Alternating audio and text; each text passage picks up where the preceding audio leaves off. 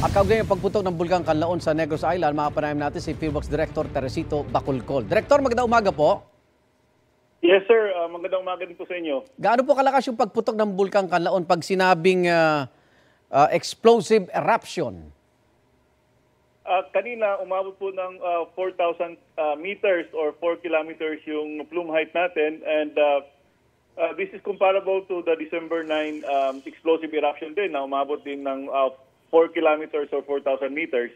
And kanina may mga reports po tayo na ashfall na umabot sa may Barangay Cubay sa La Carlota City, and sulfuric smell din po sa may La Carlota City.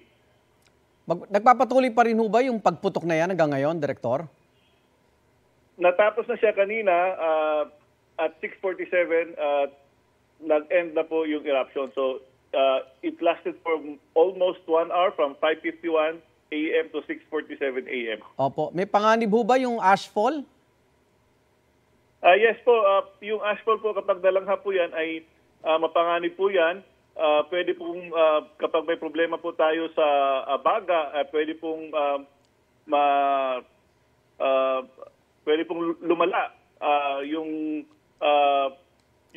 maramdaman natin, kasi po yung volcanic ash ay may binubuo po itong maliliit na pirasong bato, mineral at volcanic blast. So Opo. kapag nalanghap, maaari itong magdulot ng iritasyon sa mata, ilong, lalamunan, and sa may mga respiratory conditions tulad ng asthma, maaari itong magpalala ng sintomas. Opo.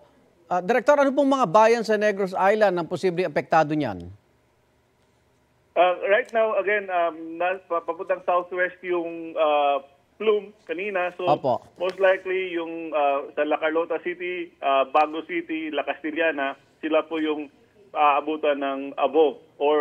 Pero right now, ang na-confirm pa lang po natin is sa La Carlota City na may light ash fall. Opo. Kailangan po ba itaas na sa alert level 4 ang Kanlaon, Director?